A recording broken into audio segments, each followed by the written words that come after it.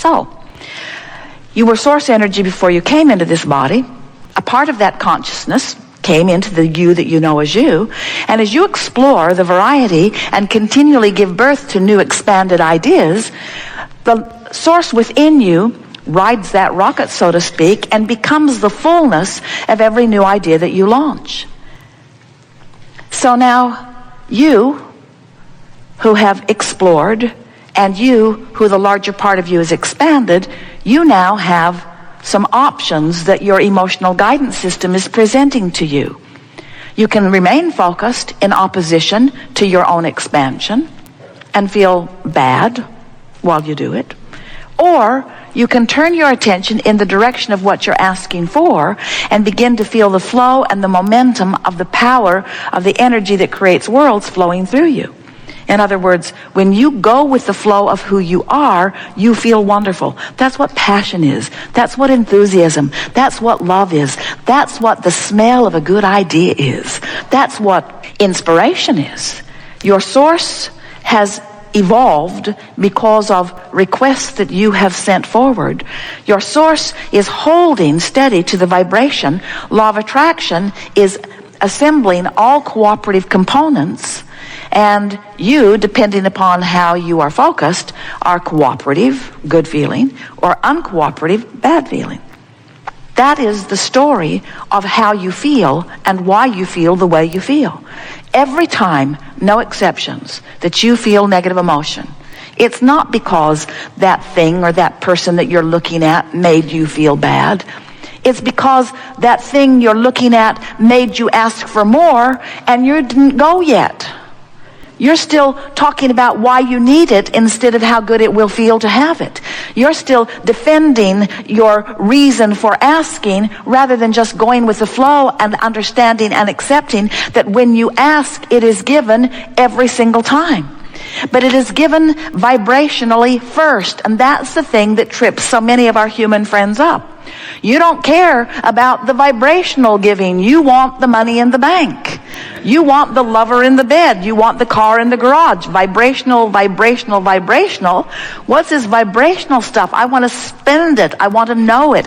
I want to see it, smell it, hear it, taste it, touch it, feel it. I want the tactile, physical experience of it. And we say, if you will satisfy yourself just for a little while with the emotional version of going with the flow, if you will be satisfied for a while to feel the exhilaration of the good idea, it is our promise to you that your good idea will manifest in your life experience, in your what you call reality, in the same way that it has already taken shape and form in this vibrational reality. This vibrational reality is a reality. It is the vibrational precursor to everything that you know that is physically manifested. But as humans, you've become such organizers of the physical stuff and such observers of the physical stuff that you have lost your sense of who you really are. So you want to see something rather than feel something. We want you to get back to that primal, pre-birth, source energy, memory, that sometimes it feels good just to feel good by affecting the direction of your thought and finding the feeling. The beasts of your planet still remember that. They are much more intuitive, you call them. They are much more instinctual, you call them, which means they're listening to vibration. And you say, well, they've just got good ears. And we say, yes, they do. They have good ears. They are keenly sensing vibration. They see better than you do. They hear better than you do. They smell better than you do. Their food tastes better than yours does, and it's dog food.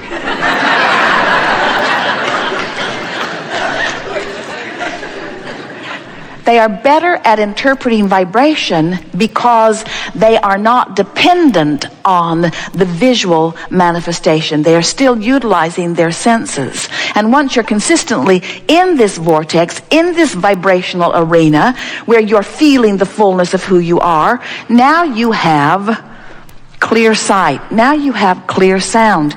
Now you're in this vibrational sphere where what you're asking for can be revealed to you. Now, does that sound like a fairy tale to you? It must. It must. You go home and say, Went to that seminar, and that Abraham person kept pointing at the floor and calling it a vortex. This imaginary friend that Abraham has. But we want you to understand that everything is vibrational. There are all kinds of vibrations that you accept as reality that you can't see. Think about your television. Those horses and those men are not riding around in that box. The box is getting thinner and thinner and thinner and thinner and thinner. In other words, you accept that it is vibration that is being interpreted in a way that is visual for you. And we do not want to hurt your feelings, and in no way do we want to diminish your appreciation of this vivid, tactile, sensual, glorious, physical world in which you are living. But we want you to understand that everything that you are experiencing here is vibrational interpretation. And you have the ability to interpret vibration in ways that you are not doing because we love you very much. You are hung up on your physical reality. You are so in love with this physical reality, you want to see it and smell it and taste it and touch it and hear it. You want to be in it. You want to be involved in it. You want the physicalness of it. You document it. You take pictures of it. You make statues and monuments about it. You are so stuck in your now reality, and we want to drop a big bombshell on you and help you to understand something in a very powerful way. What you are calling your now reality is old news, because it is the bouncing off place for what is the now reality. In other words, this vortex of creation is who you have become. And when you're looking at what is as far as it is manifested, you're looking at old news, and that's the separation that you feel that you call negative emotion. We're not talking about big distances between out of the vortex and in the vortex. We're talking about vibrational subtleties that you can feel, that you can train yourself to understand. You can train yourself into the vortex. You can get in there and you can practice what it feels like to be in there until it becomes your expectation that things go well instead of your expectation that things do not go well. You said, I'll sift and I'll decide and then I'll line up with my decision. That's what a deliberate creator does. But so many humans sift and ask, and the source within them holds to the vibration and calls them steadily.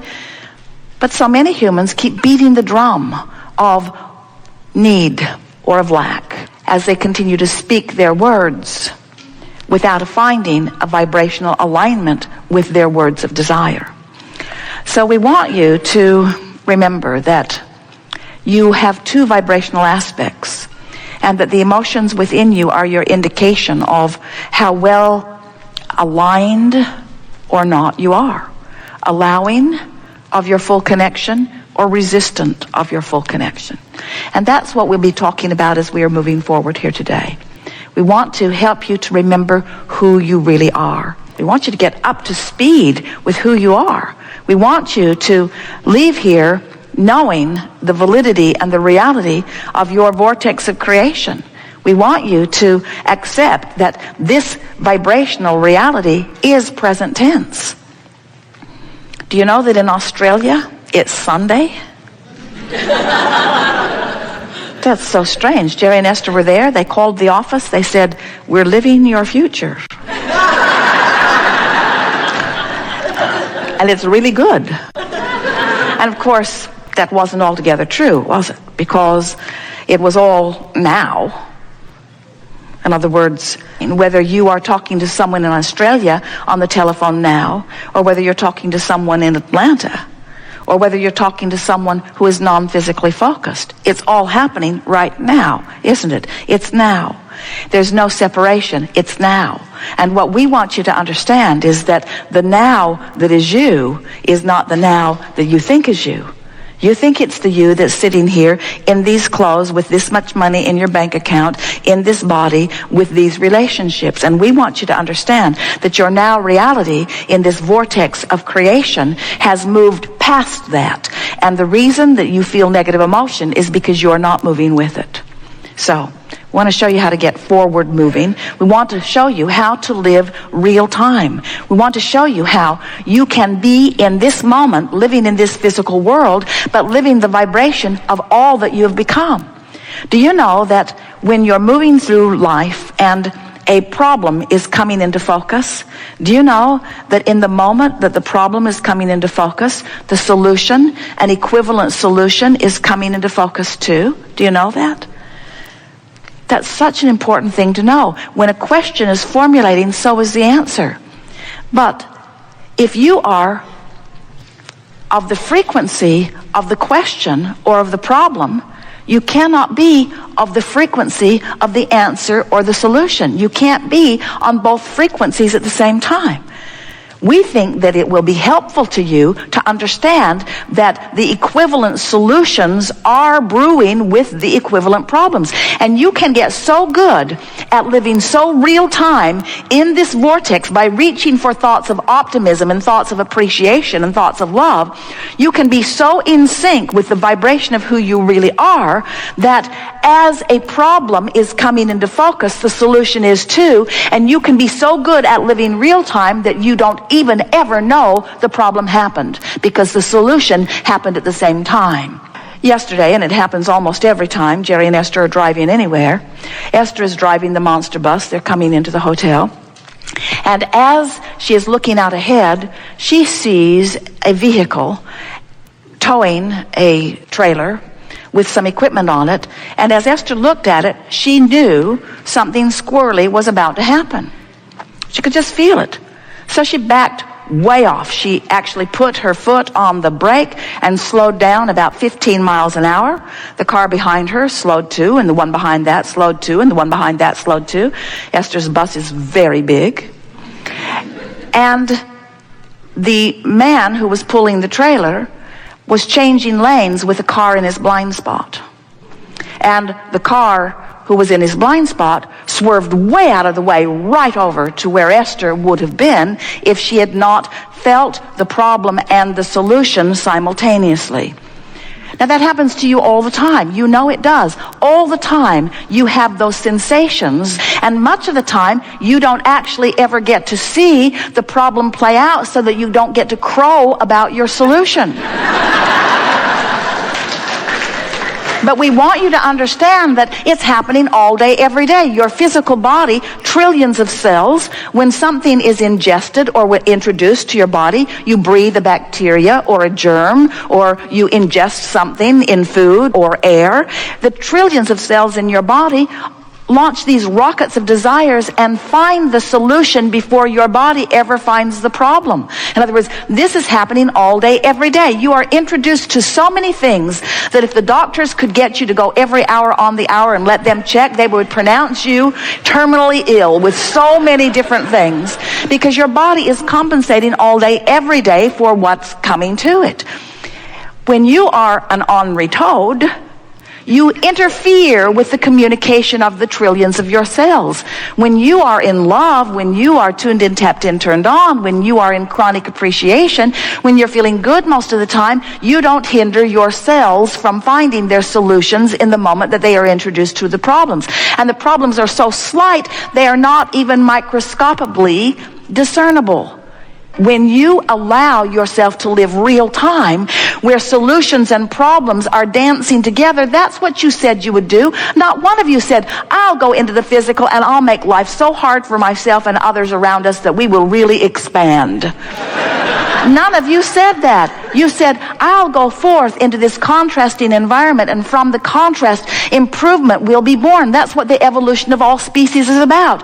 Improvement will be born. And, you said, I'll pay attention to the way I feel, and I will do my very best to stay up to speed with the expanded version of me. Because the fact of it is, when you expand and you don't go with it, you don't feel good. It's just that simple. You are a lover, and when you don't love, it feels awful. You are one who knows the worthiness of your being, and when you don't feel worthy, you feel awful. And it's not because someone outside of you is assigning that judgment and feeling bad about something you've done. It's that you expanded and you're not up to speed with you. Every negative emotion you feel, no exception, every single time, is because part of you expanded and the other part didn't.